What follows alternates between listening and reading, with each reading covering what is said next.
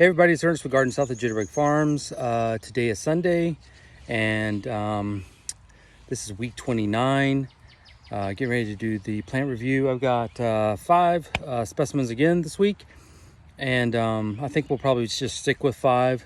Seems to be the going number. It's a wet Sunday. Temperature is about 72 degrees, which is a huge change from 99 degrees.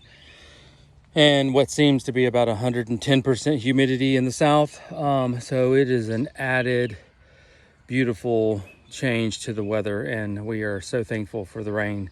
It has been very, very dry, and unfortunately we've probably, I don't know how many of you have been weathering the dry heat and the drought a little bit, and the heat wave we've had, but a lot of my plants have really suffered. I've lost some trees, I've lost some shrubs, and you know, even with irrigation and trying to keep stuff as wet as you can. I have a lot of planted specimens that I struggle to water, and I've been watering 5, 6, 7 hours a day. So anyways, struggles of gardening. It happens. Sometimes you have good years and sometimes you have hard years.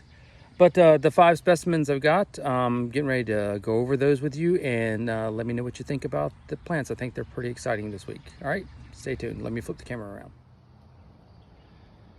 Okay, so the first one I wanted to show you, this one is actually from my personal collection. This is a Euphorbia turocoli that's actually called Firesticks.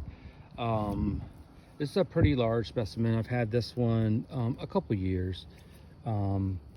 But they grow fairly rapidly, and I probably need to put some stakes in here because the wind has just been so horrific.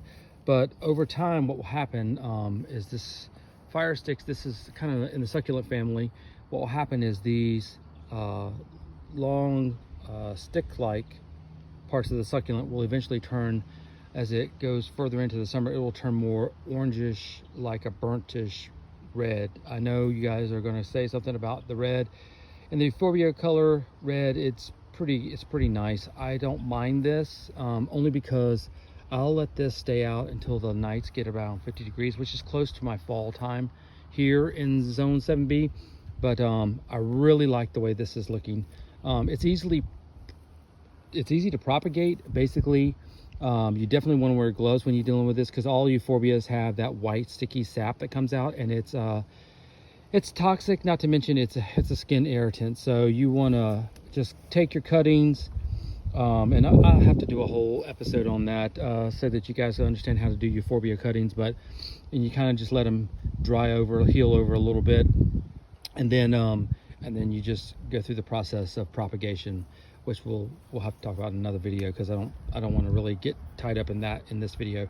But this is a Firestick Euphorbia, and yeah, I've had this one, I think I got this in 2020. This is readily available. You can find it sometimes in the chain stores, small pots. It's available at local greenhouses, and definitely online. I think you could actually find this probably like at Mountain Crest Gardens or Big Bloomers Flower Farm. So there's that one. And then I picked this up just because of the sheer color. These were succulent flowers, kind of. This is a Rudbeckia. This one is called Sunbeckia Luna Black. Grabbed this up at Lowe's. This is in the Black Eyed Susan family, and this is a perennial. It is not hardy to zones 1 through 6, but it is hardy in our zone 7B. So I'm going to enjoy it. I got a couple of these. I'm going to put them by my walkway, just so I can enjoy them in and out as I'm going in and out the door. Butterflies, bees love them. And then when I get done with them, they get down through their prolific blooming, I'll plant them out into the butterfly garden. Easily propagated through division. So $20, not bad for a very large perennial like this. And you know, crazy enough, if you're into that thing, Lowe's does that 1-year guarantee. So interesting. Yeah, so Sunbeckia, I love those. The next is a ground foundation plant. I can't tell you guys enough about planting plenty of winter interest plants, because I did not do it when I started our garden here with my mom. We planted lots of flowers and trees and shrubs, but we did not plant lots of dark, foliated, interesting things with interesting barks and stuff. And, we're catching that up now. So this is a Golden Triumph Boxwood, Buxus microphylla Golden Triumph. This one is patented, although I have been propagating this for myself, just because I'm just trying. Obviously, I like the challenge of it, but boxwood propagation takes a long time. So you can propagate through soft semi-wood cuttings. This one does not get very big. It only gets about 3 feet tall, 4 foot wide. USDA zones 5 through 9, and it's evergreen. So it's a little unruly right now.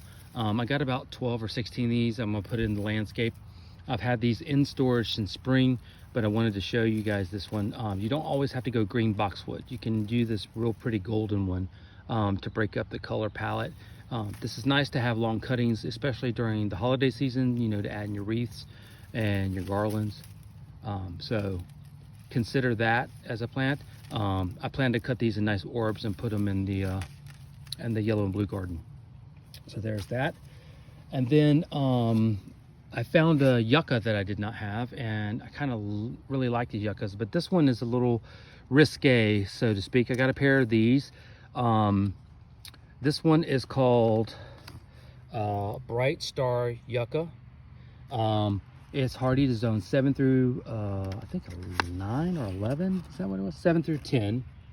Yep, hardy zone 7 through 10. So I probably will not plant these in the ground. I will probably put these in containers, and I will probably treat this like my agapanthus. I will not leave it out in the winter, just because I don't trust it. If it was not as an expensive specimen, these were 69 bucks a piece, and they didn't have a lot of them. I picked these up at Lowe's in Fayetteville this past week while I was down there doing some official business down there. And they only had 3 of them, so I got 2 of the 3.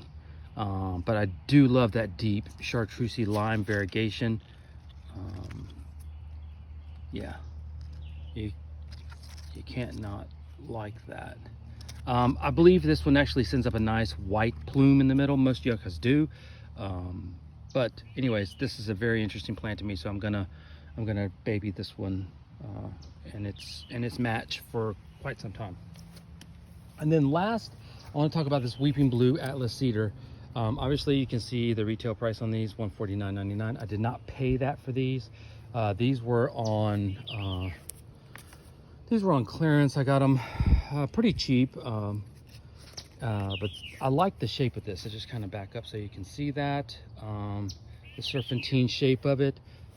They were in much worse shape until the rain and until I started cleaning them up. But I've pruned off all the dead wood, and still got a little bit of, there's some little questionable stuff there. I don't think it's going to come out, but if it doesn't, it doesn't. These are larger specimens. They will get bigger as time goes on. It says that they need full sun, so 6 hours of direct sun. Barely have to water them once they're established. They can get 15 to 20 feet tall. It's grown strictly for its blue foliage, which blue is a hard color to get in the garden. So anywhere you can get some blue and add some blue, you won't be sorry with it. I kind of like the weeping effect, and it has a really nice scent to it once you go to prune it or clean it up. So anyways, yeah, so those are the 5 specimens. So honestly, just so you know, I paid 20 bucks a piece for these, and there were 2 of them, and I got them, just so you know. These were 69 bucks, $69.99. Both of these came from Lowe's. This actually came from Lowe's. This Rudbeckia, Sunbeckia, Rudbeckia. So that was 20 bucks there. And then these, I ordered these through the greenhouse, and those retail for $34.95. And then this one, I think I ended up paying back in the day about $12.98 for it, is what I think I got it. But You obviously see what one plant will do for you. One little plant, and this is what you get. So, and honestly, I could propagate that and probably give everybody in Lee County a piece of this plant. So, anyways, yeah, this is Ernest with Garden South at Jitterbug Farms. Might go over there and take a quick snapshot of the nice wet tobacco field so you guys can enjoy the cool breeze. Have a great day.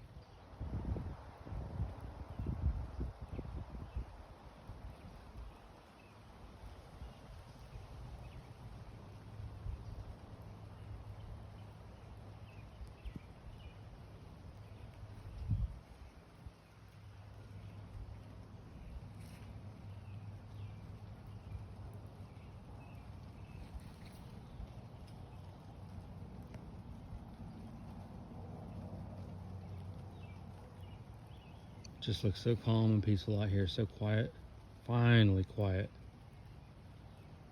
But I'm just loving that tobacco field. Look at that, green as far as the eye can see. Enjoy. Ernest with Garden South at Jitterbug Farms. Hope you guys have a great, peaceful Sunday afternoon. See ya.